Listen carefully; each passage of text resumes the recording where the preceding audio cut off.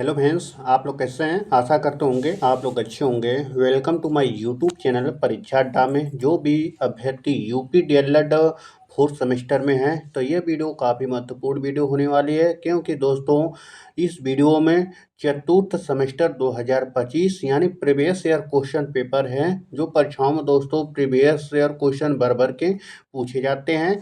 तो जो आज का क्लास है दोस्तों प्रथम प्रश्न पत्र है, ठीक है, यानी प्रथम प्रश्न पत्र है। और दोस्तों विषय जो है आरंभिक स्तर पर भाषा एवं गणित के पठन लेखन, ठीक है, क्षमता का विकास, यानी यह आपका विषय है, प्रथम प्रश्न पत्र है और 2025 का प्रीवियस ईयर क्वेश्चन पेपर है, ठीक है। समय कितना होता है तो 2 घंटा होता है और अंक कितने होते हैं 50 नंबर होते हैं।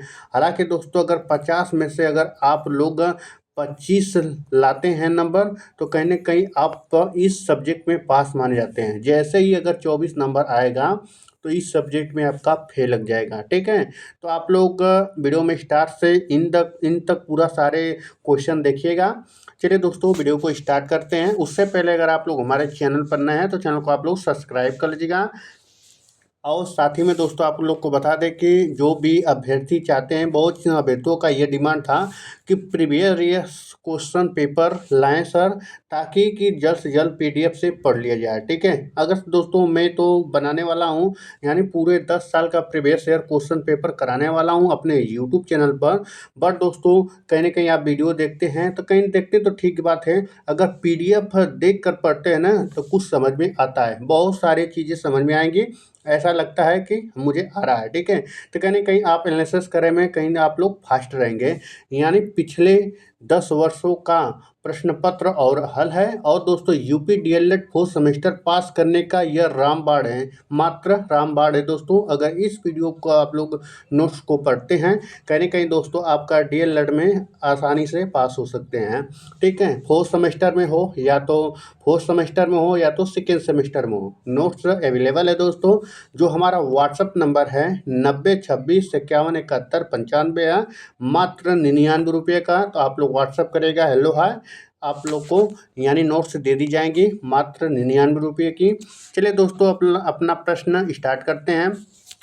2025 में पूछा गया प्रश्न है, उत्पत्ति की दृष्टि से शब्द प्रकार नहीं है। उत्पत्ति की दृष्टि से शब्द का प्रकार नहीं है। तो देखिए दोस्तों क्या दिया गया है, जो पहला ऑप्शन दिया गया है तद्भव है, ठीक है, तद्भव है कि तत्सम है कि देशी है, ठीक है, कि योग रूढ़ है। आप लोग को बताना है कि योग रूढ़ है। देखिए दोस्तों जो उत्पत्ति की दृष्टि से, ठीक है, उत्पत्ति की दृष्टि से योग रूढ़ यानी यह शब्द का प्रकार नहीं है, ठीक है, शब्द का प्रकार नहीं है, योग रूढ़। ऑप्शन नंबर 4 सही है।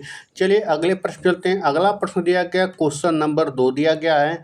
क्वेश्चन नंबर 2 है, अक्षिप्त अक्षिप्त व्यंजन कहलाते हैं। अक्षिप्त व्यंजन कहलाते हैं तो कौन से कहलाते हैं दोस्तों आप लोग बताइएगा। ऑप्शन नंबर 1 दिया गया है र और ढ है, ठीक है, य व है कि र ल है कि स है। तो आप लोग आंसर करेगा दोस्तों। देखिए दोस्तों अक्षिप्त व्यंजन वे व्यंजन होते हैं, ठीक है दोस्तों, जो दोस्तों जो ऑप्शन दिया गया है र और ध, ठीक है, र और ढ। तो ऑप्शन नंबर आपका 1 सही है, ठीक है। तो चलिए दोस्तों अगले प्रश्न चलते हैं। अगला प्रश्न दिया गया है क्वेश्चन नंबर 3 दिया गया है। क्वेश्चन नंबर 3 क्या दिया है कि मुझे बैठा नहीं जाता वाक्य का उदाहरण है। मुझे बैठा नहीं जाता वाक्य का उदाहरण है। आप लोग बताइएगा दोस्तों।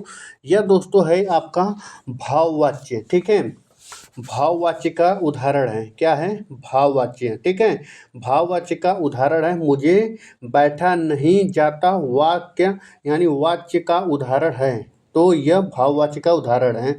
चलिए अगले प्रश्न चलते हैं। अगला प्रश्न दिया गया है क्वेश्चन नंबर, ठीक है, क्वेश्चन नंबर आपका दिया गया है 4 दिया गया है। क्वेश्चन नंबर 4 है,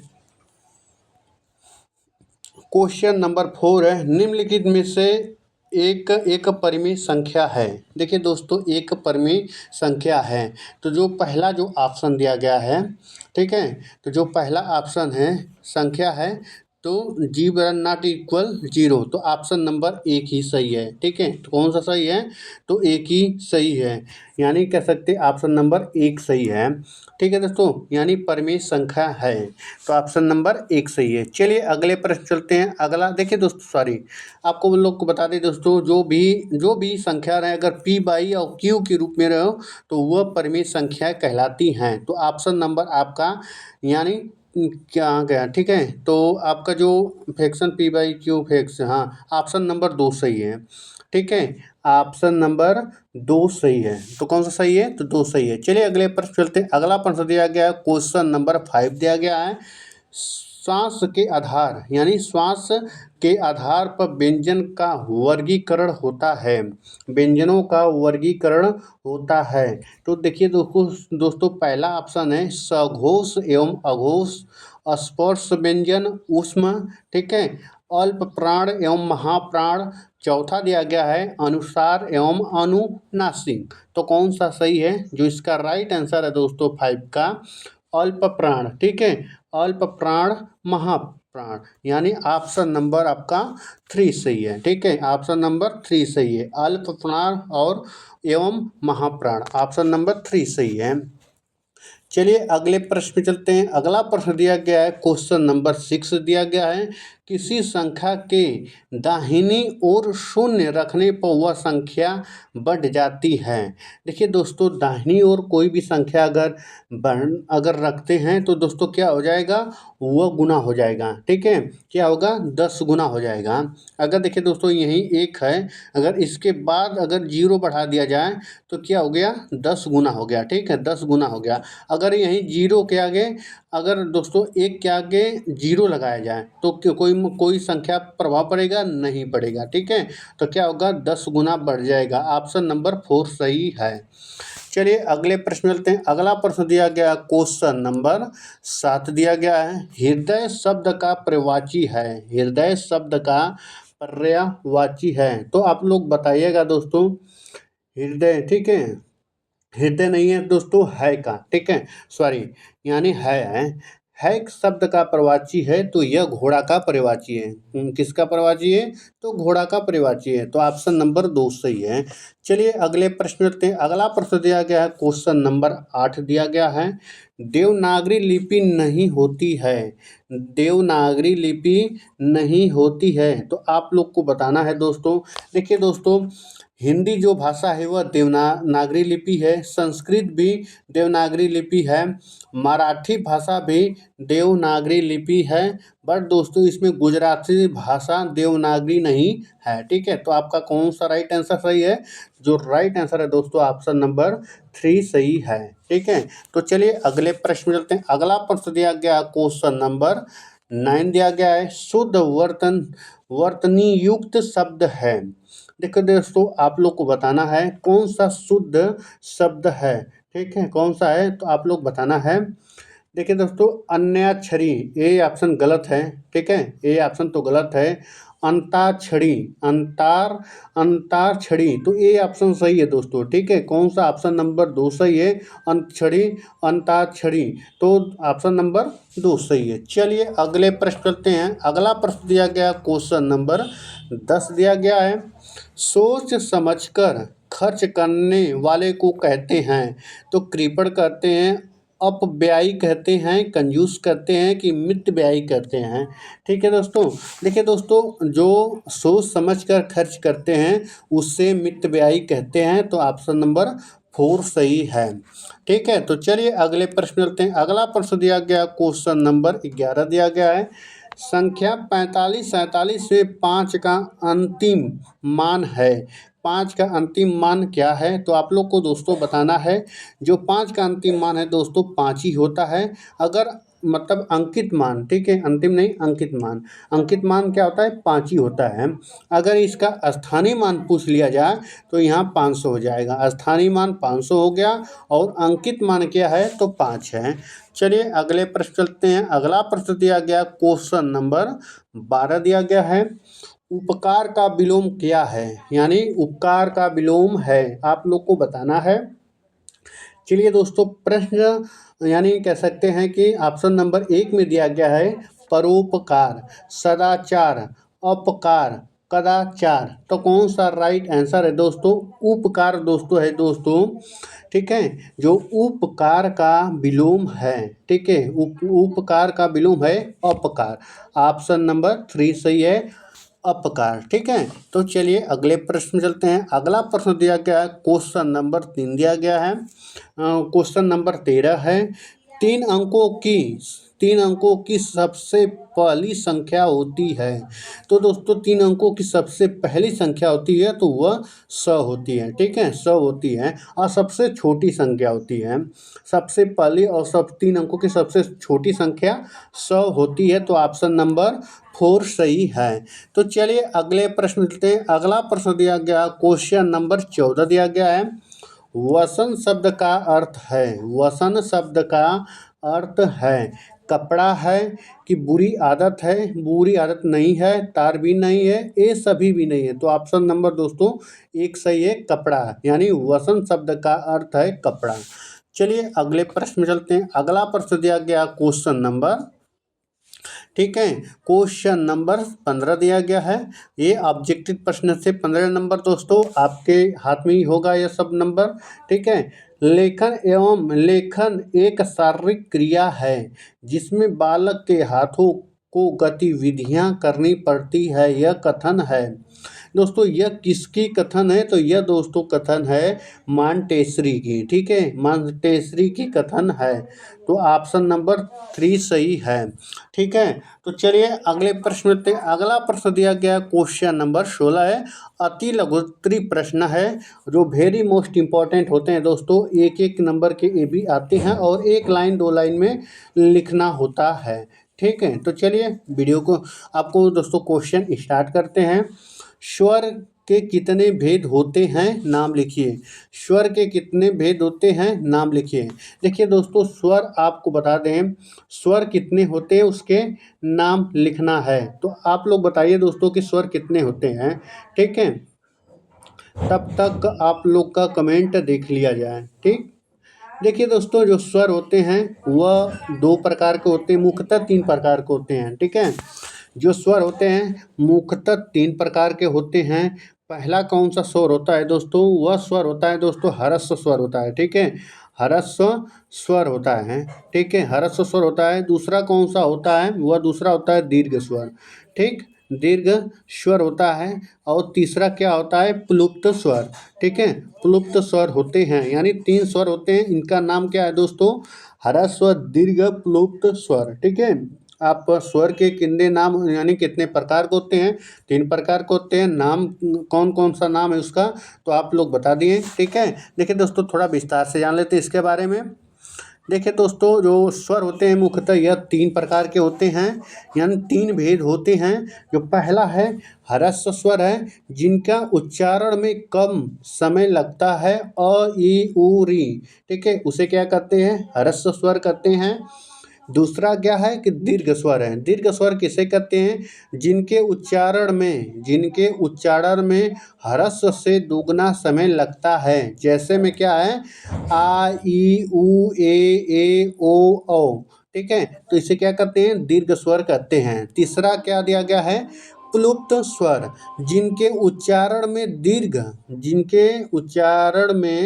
दीर्घ से भी अधिक समय लगता है। जैसे ओम। ठीक है, ओम। तो ऑप्शन नंबर 3 यानी दिया गया प्लुप्त स्वर कहते हैं। ठीक है, तो आपके यानी आपको समझ में आ गया हो गया दोस्तों कि स्वर कितने होते हैं? 3 प्रकार के होते हैं। वह कौन कौन से होते हैं? ह्रस्व स्वर होता है, दीर्घ स्वर होता है और प्लुप्त स्वर है। तो आपके 1 नंबर आप इतना लिख देंगे एग्जाम में तो आपके 1 नंबर पक्के हो जाएंगे। ठीक है, एग्जामिनर ऐसे ही नंबर देता है। ठीक है, देखिए दोस्तों, विकारी शब्द किसे कहते हैं? विकारी शब्द किसे कहते हैं आप लोग को बताना है। देखिए दोस्तों, वे शब्द, ठीक है, विकारी शब्द किसे कहते हैं? वे शब्द जिनमें लिंग, वचन, कारक, काल का प्रभाव, परिवर्तन, विकार आ जाता है। ठीक है, विकार आ जाता है, उन्हें विकारी शब्द कहते हैं। जैसे मैं दोस्तों आपको बता दें दोस्तों, विकारी शब्द कहते हैं इसके 4 प्रकार होते हैं। इसके कितने प्रकार होते हैं? 4 प्रकार होते हैं। पहला कौन सा है दोस्तों? संज्ञा होता है, सर्वनाम होता है, विशेषण होता है और दोस्तों क्रिया होती है। ठीक है, चौथा क्या होती है? क्रिया होती है। तो थोड़ा विस्तार से जान लेते हैं। उसका उत्तर क्या है दोस्तों? विकारी शब्द किसे कहते हैं? देखिए दोस्तों, विकारी शब्द क्या है कि वे शब्द जिनमें लिंग, वचन, कारक, काल के प्रभाव से परिवर्तन, विकार आ जाता है, उन्हें विकारी शब्द कहते हैं। ये 4 प्रकार हैं, यानी इसके 4 प्रकार हैं। पहला तो संज्ञा है, दूसरा सर्वनाम है, तीसरा विशेषण है, चौथा क्रिया है। तो आप लोग दोस्तों एग्जाम में कर कर नंबरिंग की तरह आप लोग लीजिएगा, आपके 1 नंबर आपके पक्के हो जाएंगे एग्जाम में। ठीक है, तो चलिए अगले प्रश्न में चलते हैं। अगला प्रश्न दिया गया है, क्वेश्चन नंबर 18 दिया गया है। सम संख्या किसे कहते हैं? सम संख्या किसे कहते हैं? वे संख्याएं, ठीक है, वे संख्याएं जो 2 से विभाज्य, ठीक है, विभाज्य होती हैं, उन्हें हम सम संख्याएं कहते हैं। ठीक है, सम संख्याएं कहते हैं। तो क्या कहते हैं? सम संख्याएं कहते हैं। और देखिए दोस्तों, अगर कोई भी संख्या हो, देखिए सम विषम क्या होता है दोस्तों? देखिए वे संख्याएं जो 2 से विभाज्य होते हैं उससे सम संख्याएं कहते हैं। और दोस्तों विषम संख्याएं यहीं पर जान लेते हैं, वे संख्याएं जो 2 से विभाज्य नहीं होते हैं। ठीक है, या तो दूसरे संख्या से कटते हैं या तो अपने आप से कटते हैं, तो वह विषम संख्याएं होती हैं। जैसे दोस्तों 2 क्या है दोस्तों? देखिए 4 हो गया, ठीक है, 4 हो गया, 6 हो गया, 8 हो गया, उसके बाद 10 हो गया, 12 हो गया। ये क्या है? 2 से अगर कट रही हैं तो यह सम संख्याएं हैं। ठीक है, तो चलिए दोस्तों इसका उत्तर जान लेते हैं, थोड़ा विस्तार में जान लेते हैं। वे प्राकृतिक संख्याएं जो 2 से पूर्णतः विभाजित हो जाती है उन्हें सम संख्याएं कहते हैं। जैसे 2, 4, 6, 8, 10 आदि। सम संख्या की इकाई अंक में क्या रहता है दोस्तों? कि 2 0 रहता है, 2 रहता है, 4 रहता है, 6 रहता है, 8 होता है। तो आपका आंसर हो गया, यानी सम संख्याएं का आंसर आ गया। ठीक है, तो आपके 1 नंबर यहाँ तक पक्के हैं। चलिए अगले प्रश्न चलते हैं। अगला प्रश्न दिया गया क्वेश्चन नंबर 19 है। रचना के आधार पर वाक्य के भेद लिखिए। रचना के आधार पर वाक्य के भेद लिखिए। तो आप लोग को बताना है दोस्तों, क्वेश्चन नंबर 19 का है। देखिए दोस्तों, वाक्य के आधार पर देखिए 3 भेद होते हैं। ठीक है, कितने भेद होते हैं? 3 भेद होते हैं। पहला होता है दोस्तों सरल वाक्य। ठीक है, पहला क्या होता है? सरल वाक्य होता है। और दूसरा क्या होता है? संयुक्त वाक्य। कौन सा होता है? संयुक्त वाक्य। तीसरा कौन सा होता है? मिश्रित वाक्य। यानी इसके 3 प्रकार होते हैं। कौन कौन से हैं? सरल है, संयुक्त है और मिश्रित वाक्य है। ठीक है दोस्तों, देख लेते हैं उत्तर। देखिए दोस्तों, यहाँ पर दिया गया है कि उत्तर दोस्तों रचना के आधार पर वाक्य मुख्यतः 3 भेद होते हैं। सरल वाक्य है, संयुक्त वाक्य है, मिश्रित वाक्य है। चलिए अगले प्रश्न चलते हैं। अगला प्रश्न दिया गया क्वेश्चन नंबर 20 दिया गया है। गणेश शब्द के पर्यायवाची शब्द लिखिए। गणेश शब्द के पर्यायवाची शब्द लिखिए। तो जो दोस्तों दिया गया है, देखिए लंबोदर हैं। गणेश जी का क्या है कि लंबोदर हैं।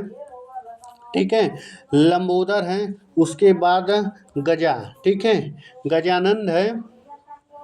क्या दिया? गजानंद है, विनायक है, गणपति है, एक दत्त है। ठीक है, देखिए दोस्तों देख लेते हैं। देखिए यहाँ पर दिया गया है कि गणेश शब्द का प्रमुख पर्यायवाची शब्द लंबोदर, गजानन, विनायक, गणपति, एक दंत। ठीक है, तो ऑप्शन नंबर क्लियर हो गया यहाँ से। ठीक है, अगर कोई भी दिक्कत हो, अगर कोई भी प्रॉब्लम हो दोस्तों, आप लोग कमेंट जरूर करिएगा। उससे ना समझ आए दिए गए व्हाट्सएप नंबर पर आप लोग मैसेज करिएगा। ठीक है, क्वेश्चन नंबर 21 दिया गया है। अनुनासिक वर्ण किसे कहते हैं? अनुनासिक वर्ण किसे कहते हैं? उदाहरण लिखिए। देखिए दोस्तों, उत्तर है कि जिन वर्णों का उच्चारण मुख और नासिक यानी नाक दोनों की सहायता से किया जाता है उन्हें अनुनासिक कहते हैं। इसके लिए चंद्र बिंदु का प्रयोग होता है। उदाहरण में जैसे चाँद हो गया, आँख हो गया। ठीक है, चाँद हो गया, आँख हुआ।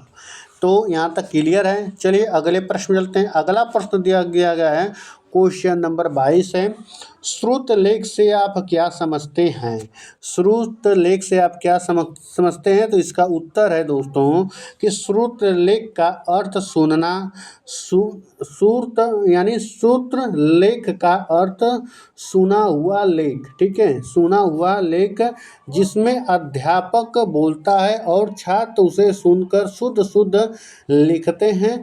इसका मुख्य उद्देश्य वर्तनी की अशुद्धियों को सुधारना और लेखन की गति बढ़ाना। तो आप लोग इतना भी लिख देंगे तो एग्जाम में आपके 1 नंबर पक्के हो जाएंगे। चलिए अगले प्रश्न में चलते हैं। अगला प्रश्न दिया गया क्वेश्चन नंबर 23 दिया गया है, अनुस्वार एवं अनुनासिक का चिन्ह स्पष्ट करिए, ठीक है, स्पष्ट कीजिए। तो देखिए दोस्तों, अनुस्वार चिन्ह और अनुनासिक चिन्ह क्या होता है दोस्तों? जैसे अंक, ठीक है, अनुस्वार का चिन्ह बिंदु क्या है दोस्तों? कुछ रहेगा, उस पर अंग बिंदी रहेगी, ठीक है, जैसे अंक अंचल हो गया। अनुनासिक का चिन्ह कैसा होता है? तो चंद्र बिंदु जैसा होता है, ठीक है, चंद्र बिंदु जैसा होता है, जैसे गां हो गया, पा हो गया, ठीक है। तो यहाँ तक क्लियर। चलिए अगले प्रश्न चलते हैं। अगला प्रश्न दिया गया क्वेश्चन नंबर 24 है, गुणा में कौन सा संक्रियाएं होती हैं? गुणा में कौन सी संक्रियाएं होती हैं? तो आप लोग को बताना है दोस्तों। देखिए दोस्तों, गुणा में 3 संक्रियाएं होती हैं, जो दोस्तों पहला तो गुणे होगा, पहला गुण्य जिसमें गुणा किया जाए, दूसरा क्या गुणक है जिसमें गुणा किया जाए, ठीक है, जिससे देखिए दोस्तों, एक पढ़ने की मतलब फर्क पड़ रहा है यहाँ पर, जिससे गुणा किया जाए, जिससे गुणा किया जाए। तीसरा क्या गुणनफल है, तीसरा क्या है गुणनफल है। गुणनफल क्या है? गुणा करने के बाद प्राप्त उत्तर, ठीक है, तो गुणनफल है। तो यह संक्रियाएं होती है, 3 पद होते हैं। तो इतना भी एग्जाम में लिख देंगे तो आपका हो जाएगा, ठीक है। तो अगला प्रश्न दिया गया क्वेश्चन नंबर 25 दिया गया है, समानार्थी शब्द के 2 उदाहरण लिखिए। समानार्थी शब्द के 2 उदाहरण लिखिए। जो पहला उदाहरण दिया गया है, जो समानार्थी पर आपको बता दें, जैसे कि जल हो गया, पानी हो गया, नीर हो गया, सूर्य हो गया, सूरज हो गया, दिनकर हो गया, ठीक है, सूर्य हो गया, सूरज हो गया, दिनकर हो गया, ठीक है। तो यहाँ तक क्लियर है। अगला प्रश्न दिया गया क्वेश्चन नंबर 26 दिया गया है, स एवं स का उच्चारण स्थान लिखिए। जो स बड़ा स होता है दोस्तों, यह तालव्य स तालु से होता है। जो स है खटकोण स जो होता है दोस्तों, यह मूर्धा स यानी मूर्धा स मूर्धा। देखिए दोस्तों, तीसरा दिया गया है कि स जो है दोस्तों, यह वाला स, छोटा सा वाला दंत से यानी दांत से यह उत्पन्न हो रहा है। तो यहाँ तक क्लियर हो गया। अगला प्रश्न दिया गया क्वेश्चन नंबर 27 दिया गया, ऐच्छिक ऐच्छिक शब्द का विलोम लिखिए। ऐच्छिक शब्द का विलोम लिखिए। तो ऐच्छिक शब्द का विलोम अनिवार्य होता है, ठीक है, क्या होता है? अनिवार्य होता है। चलिए अगले प्रश्न में चलते हैं। अगला प्रश्न दिया गया क्वेश्चन नंबर 28 है, आघात किसे कहते हैं? आघात किसे कहते हैं? तो दोस्तों इसका उत्तर है, पठन या वाचन के समय किसी विशेष अक्षर या शब्द पर जोर यानी शब्द पर बल दिया जाता है, उसे आघात या बाल, ठीक है, बलाघात कहते हैं। इससे अर्थ में अस्पष्टता आ जाती है, ठीक है। तो इतना भी लिख देंगे तो हो जाएगा। चलिए अगले प्रश्न में चलते हैं। अगला प्रश्न दिया गया है क्वेश्चन नंबर 29। क्वेश्चन नंबर 29 दिया गया है, पठन कितने प्रकार का होता है? पठन कितने प्रकार का होता है? तो दोस्तों पठन 2 प्रकार के होते हैं मुख्यतः, ठीक है। मुख्यतः कितने प्रकार के होते हैं? तो 2 प्रकार के होते हैं। पहला है, हेडिंग क्या दोस्तों डालेंगे आप? स्वस्वर पठन, इसमें आवाज़ के साथ पढ़ना, ठीक है, आवाज़ के साथ पढ़ना। और दोस्तों दूसरा क्या है? मौन पठन, बिना आवाज़ किए मन में पढ़ना। यानी मुख्यतः 2 प्रकार के होते हैं, स्वस्वर पठन और मौन पठन। चलिए अगले प्रश्न चलते हैं। अगला प्रश्न दिया गया क्वेश्चन नंबर 30 दिया गया है, कोठारी आयोग से, ठीक है। कोठारी आयोग ने गणित के विषय में क्या कहा था? गणित के विषय में क्या कहा था आप लोग को बताना है। जो कोठारी आयोग बना था दोस्तों 1965-66 के बीच में बना था, ठीक है। यह दोस्तों क्वेश्चन नंबर किसका है? 30 का है, ठीक है। क्वेश्चन नंबर 30 है, देखिए 64-66 का डेट इसमें मेंशन हो गया है। कोठारी आयोग 1964-1966 के अनुसार गणित को कक्षा 1 से 10 तक के सभी छात्रों के लिए सामान्य शिक्षा के एक अनिवार्य भाग के रूप में पढ़ाया जाना चाहिए। तो आपका आंसर हो गया। देखिए दोस्तों अब आएगा तीन यानी लघु उत्तरी प्रश्न, ठीक है। लघु उत्तरी प्रश्न ये 2-2 नंबर के आते हैं, ठीक है। 2-2 नंबर के आते हैं, लगभग 50 से, ये मतलब मिनिमम दोस्तों कितने शब्द में लिखा जाए तो 50 तक लिखा जाए तो काफ़ी रहता है। कोई ज़रूरी नहीं है कि आप काफ़ी ही भर के आएंगे तो आपको नंबर मिलने वाला है, मतलब वह मिल ही जाए, ठीक है। कोई ज़रूरी नहीं है, अगर एग्जैक्ट आप लोग आंसर देते हैं तो कम भी लिखेंगे तो काम चलेगा, ठीक है। बट दोस्तों आप लोग अपने हिसाब से लिखिएगा। बट आपको बता दें आप लोग previous year question paper solve कर लीजिएगा। अगर जो भी नहीं सॉल्व करते हैं कहेंगे दोस्तों बैक लगने का रीज़न यही होता है क्योंकि प्रीवियस ईयर क्वेश्चन पेपर से परीक्षाओं में यूपी डीएलएड में पूछे जाते हैं, ठीक है। देखिए दोस्तों जो पहला प्रश्न दिया गया, लेखन में वर्तनी अशुद्धियाँ निवारण के उपाय बताइए।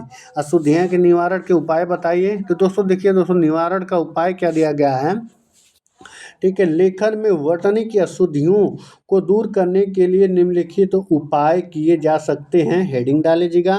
देखिए दोस्तों पहला जो है उपाय दोस्तों कि छात्रों को शुद्ध उच्चारण का अभ्यास कराना, क्योंकि अशुद्ध उच्चारण से ही अशुद्ध लेखन होता है। जी बिल्कुल होता है।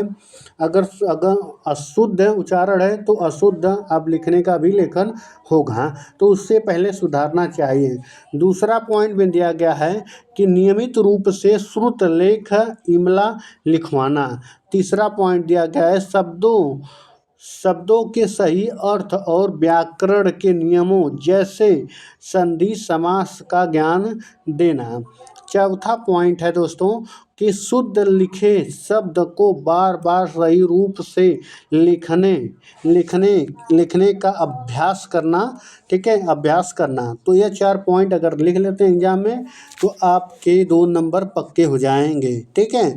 तो अगले प्रश्न लेते हैं। क्वेश्चन नंबर 32 दिया गया है कि अर्थ के आधार पर वाक्य के भेद लिखिए। अर्थ के आधार पर वाक्य भेद।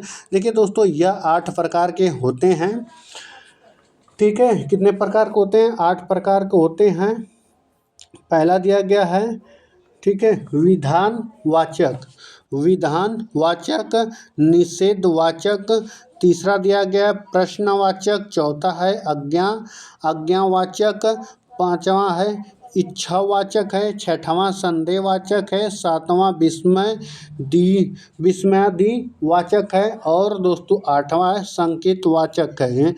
ये वाक्य वक्ता के भाव एवं सूचना के प्रकार को दर्शाता है, ठीक है। तो इतना भी आप लिख देंगे एग्जाम में तो एग्जामिनर काफ़ी जांचेगा तो आपका सही है माना जाएगा, ठीक है। तो अगले प्रश्न चलते हैं। अगला प्रश्न दिया गया क्वेश्चन नंबर 33 है, विराम चिन्ह के प्रकार लिखिए। विराम चिन्ह के प्रकार लिखिए। तो आप लोग लिखना है विराम चिन्ह। देखिए दोस्तों विराम चिन्ह मुख्य वैसे तो दोस्तों बहुत सारे विराम चिन्ह तो हैं, यह मुख्य विराम चिन्ह है, ठीक है।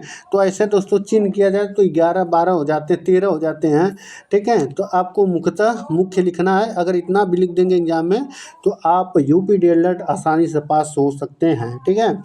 भाषा के निम्नलिखित रूप से रोकने के लिए जिन चिन्हों का प्रयोग होता है उन्हें विराम चिन्ह कहते हैं। मुख्य प्रकार है। जो पहला दोस्तों पूर्ण विराम ऐसे बना है, ठीक है। अल्प प्राण ऐसे बना है और अर्थ विराम ऐसा है दोस्तों। प्रश्नवाचक चिन्ह ऐसा होता है। विस्मयादि बोधक क्या चिन्ह है ऐसे है, ठीक है, ऐसे हैं, संयोजक चिन्ह ऐसा है और उद्धरण चिन्ह ऐसा है। ठीक है, तो आप लोग सातों देख सकते हैं, स्क्रीन पर है। ठीक है, स्क्रीन पर है, तो आप लोग नोट्स भी बना सकते हैं दोस्तों, कोई ज़रूरी नहीं है कि आप ऐसे ही रहें। ठीक है, नोट्स बनाते रहेगा तो आपके लिए कहीं ना कहीं फ़ायदा होगा। ठीक है, क्वेश्चन नंबर 34 दिया गया है, आरंभिक स्तर पर पठन की उपयोगिता पर प्रकाश डालिए। ठीक है, आरंभिक स्तर पर पठन की उपयोगिता पर प्रकाश डालिए। देखिए दोस्तों, क्या लिखना है आपको, उत्तर लिखना है दोस्तों, और डॉट थोड़ा करना है दोस्तों। आरंभिक स्तर पर पठन अत्यंत महत्वपूर्ण होता है क्योंकि यह शिक्षा की आधारशिला है, जिसमें इसमें बच्चे में शब्द भंडार की वृद्धि होता है, उच्चारण में शुद्धता आती है और वे सूचनाओं को ग्रहण करना सीखते हैं। यही पठन कौशल विकसित होने से छात्र अन्य विषय विज्ञान, गणित, सामाजिक विज्ञान को भी आसानी से समझ पाते हैं और उनमें आत्मविश्वास जागृत हो जाता है। बस दोस्तों, एग्जाम में इतना आप लिखेंगे, आपके 2 नंबर पक्के। ठीक है, तो अगर यह प्रश्न आए तो चलिए अगले प्रश्न चलते हैं। अगला प्रश्न दिया गया क्वेश्चन नंबर 35 है, गणित की संक्रियाएं में शून्य का महत्व स्पष्ट करिए। ठीक है, तो गणित की संक्रियाओं में शून्य का महत्व स्पष्ट करिए। तो दोस्तों यहाँ पर दिया गया है, गणित में शून्य का अत्यधिक महत्व है। देखिए दोस्तों, अगर शून्य रहेगा ना, शून्य नहीं रहता, 9 से आगे कोई संख्या ही नहीं बढ़ती। ठीक है, अगर शून्य तभी बढ़ रहा है। किसी संख्या के दाहिने ओर शून्य लगने पर उसका मान 10 गुना बढ़ जाता है। जी बिल्कुल, जैसे अगर इस जीरो को 1 के दाहिने साइड लगाते हैं तो 10 हो जाता है, अगर उससे पहले जीरो लिखेंगे तो मान उतना ही रहेगा। ठीक है, दूसरा पॉइंट दिया गया है कि शून्य को किसी संख्या में जोड़ने घटाने के मान में परिवर्तन नहीं होता है। यह भी बात सही है बिल्कुल। ठीक है, किसी भी संख्या को शून्य से गुणा करने पर परिणाम शून्य हो जाता है, बिल्कुल, ये भी बात सही है।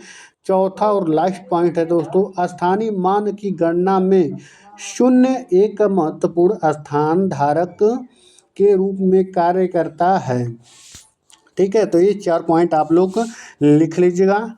अगला पॉइंट दिया गया है दोस्तों, अगला क्वेश्चन है, क्वेश्चन नंबर है यानी क्वेश्चन नंबर 36 है, श्रवण कौशल के उद्देश्य लिखिए। श्रवण कौशल के उद्देश्य लिखिए। तो क्या उद्देश्य है दोस्तों, श्रवण कौशल के प्रमुख उद्देश्य निम्नलिखित हैं। तो कौन सा है दोस्तों, जो पहला दिया गया है।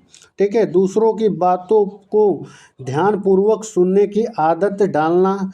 कोई भी अगर बोल रहा है तो उसकी बातों को पहले ध्यानपूर्वक सुनना है और उसे याद रखना है। ठीक है, दूसरा पॉइंट यह है, सुनी हुई बातों का सही अर्थ और भाव ग्रहण करना। तीसरी पॉइंट क्या है कि वक्ता के स्वर उतराव चढ़ाव और लहजे को समझना।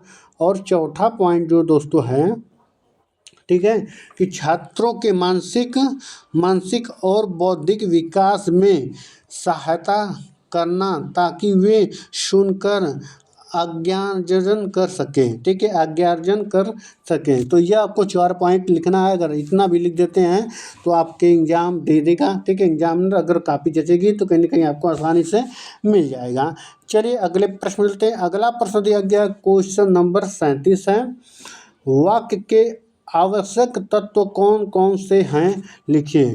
ठीक है, कौन कौन से हैं तो आपको बताना है। देखिए दोस्तों, इतना है जो देखिए दोस्तों, इसका उत्तर क्या लिखना है कि एक सार्थक वाक्य के लिए निम्नलिखित 6 अनिवार्य तत्व माने गए हैं। पहला क्या है दोस्तों, पहला क्या है, सार्थकता। ठीक है, शब्दों का अर्थ होना चाहिए। और दूसरा क्या है, योग्यता, शब्दों में अर्थ देने की क्षमता हो।